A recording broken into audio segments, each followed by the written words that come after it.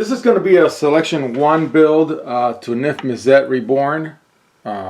It's all the cards are in standard, even though it's going to be a commander build. When it enters the battlefield, you reveal the top 10 cards of your library. For each color pair, you choose a card that's exactly those colors. So it's got to be those colors. It can only be a guild card. It cannot be a 3-color card or 1-color card or no color.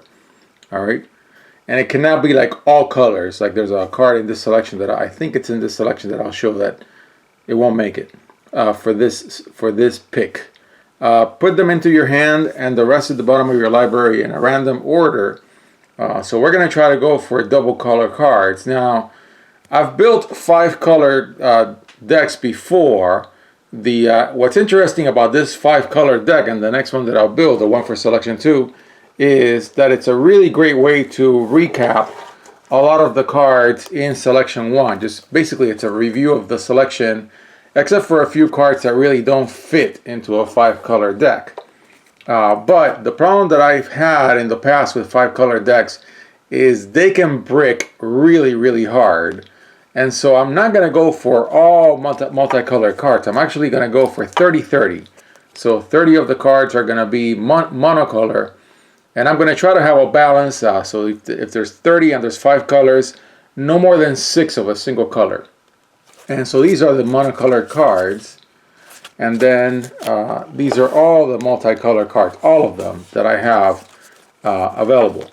As far as strategy is concerned, this is going to be like crazy because you can't really go all in into a mass in a deck that has the 2 or 3 other colors that a mass is now found in, and so on. I can go on and on. So it's really a host of strong cards that are glued together with cards that are utility cards.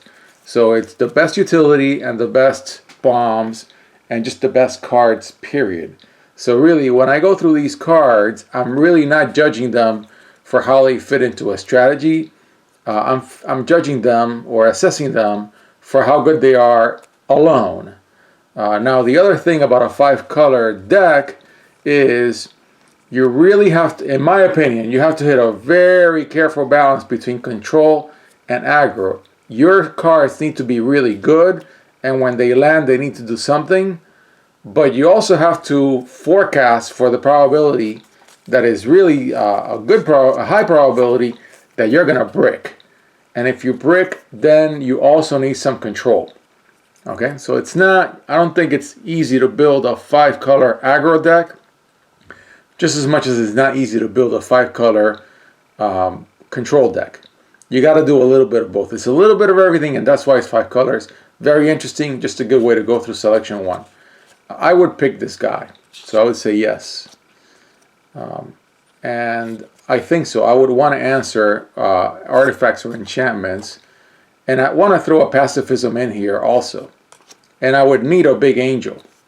Okay, not sure about this card. It's a good battle trick.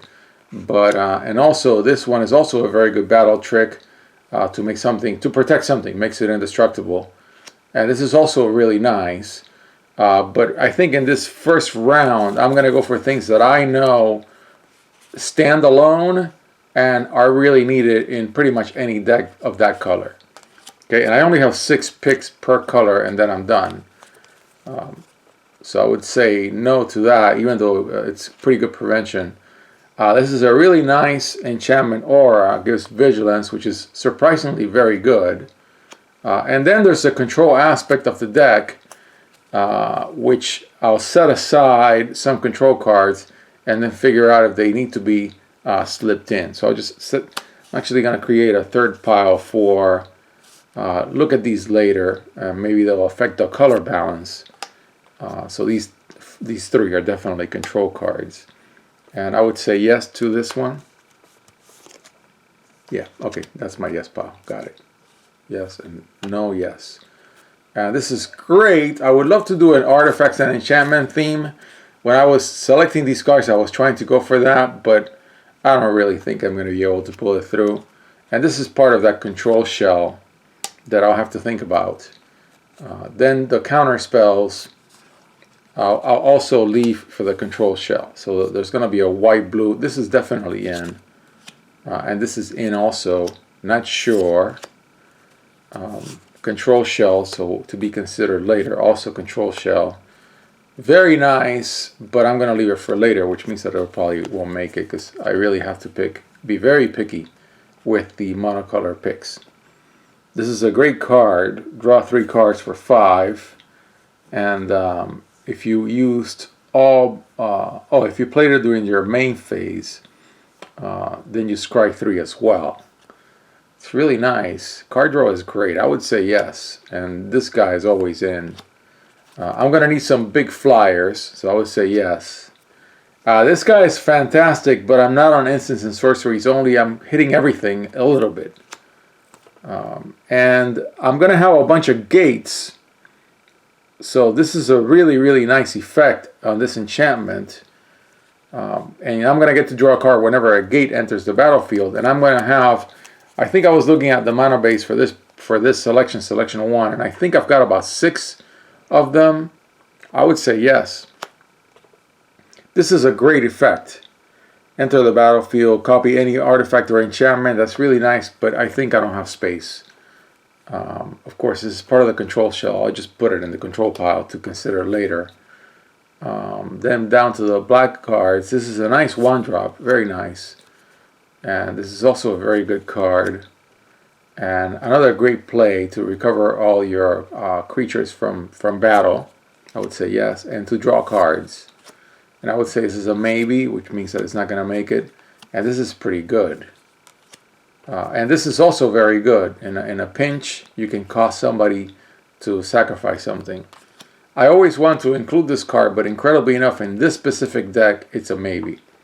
I mean, it's a great effect, but I'm doing so many other things. Then, if a card would, this exiles, you would have to pick 1 into, actually it's all of them, so I would say yes.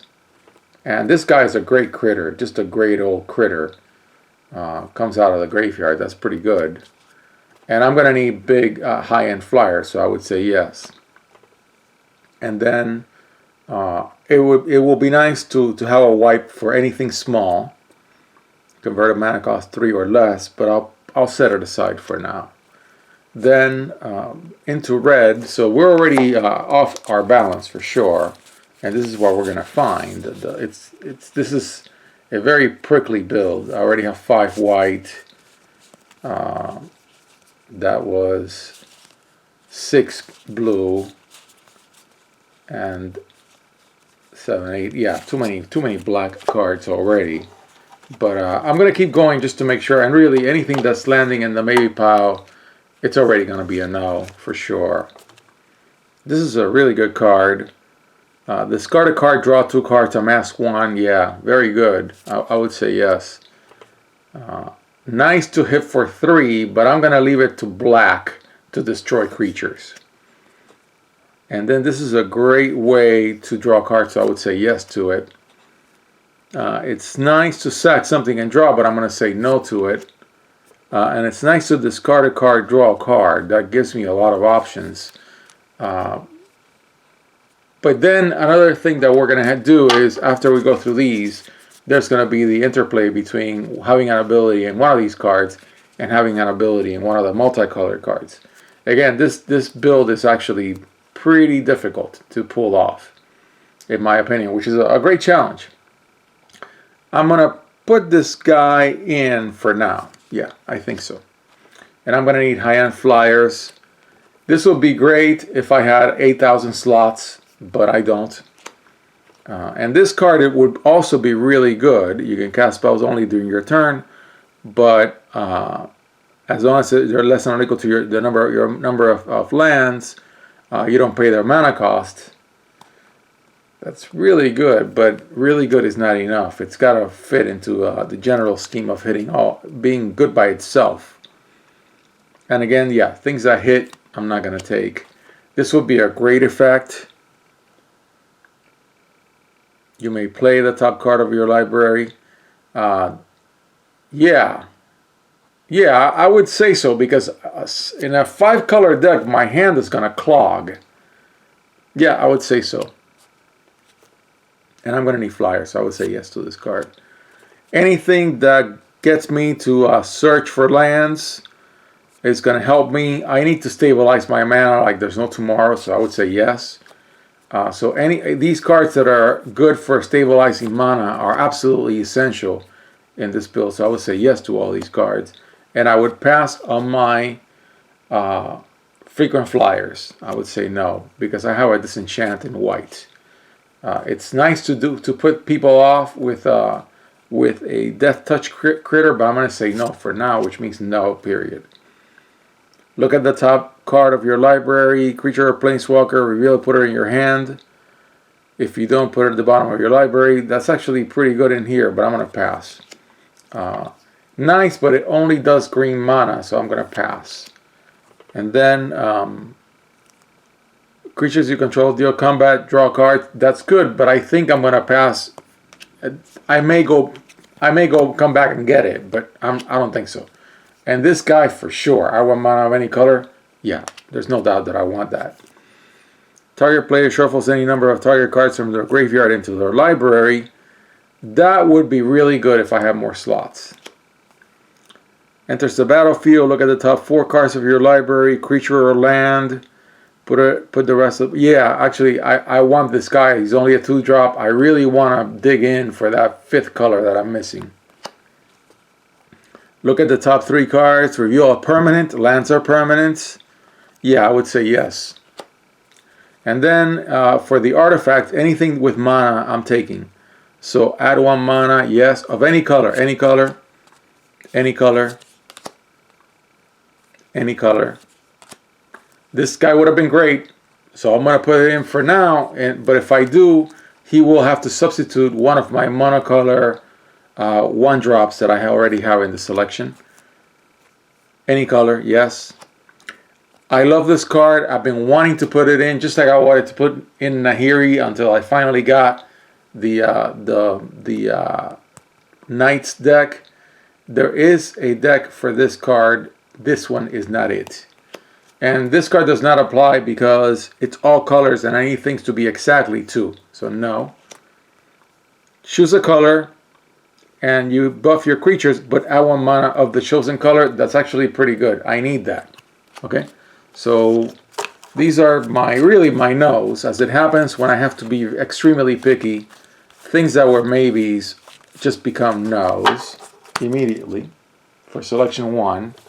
I still have my control shell that I've ignored, my white-blue control shell, and that's what I need to balance with what I have already picked. Okay, so I'm going to do my counts, and I'm going to see how much over 30 I am, but it's going to be a complex count. I hope I don't have to do it again, because I always have to repeat my counts, because I'm counting to 6 in each color also. So 1, 2, 3, 4, 5. I can add 1 white card, and I'm going to do that right now before I even keep going. Okay, and of these 4 cards, this one's the best one, for sure. I know that for a fact, because it hurts your opponent. It doesn't hurt you. These hurt you as well. Okay, so I've got my 6 white cards. Then how many blue cards do I have? 1, 2, 3, 4, 5, 6. I have my 6 blue cards, and I need to determine if there's anything in here that is better than what I already have. Now, Narset stands out because it's each opponent, so I think I'm going to take out one of these cards. Okay, and I'm running out of time, so I'm going to stop right here. So in the next video, this is a really complex build. I'm actually having a lot of fun, more fun than I expected, because I don't rehearse these things and don't have much of a script when I do them. In the next video, I'm going to continue, and I'm going to have to pick 1 card from my blue cards, which I already have 6, and my budget is 6. And then Narset's going to go in, and something's going to come out. Okay, so I'm going to stop it right there.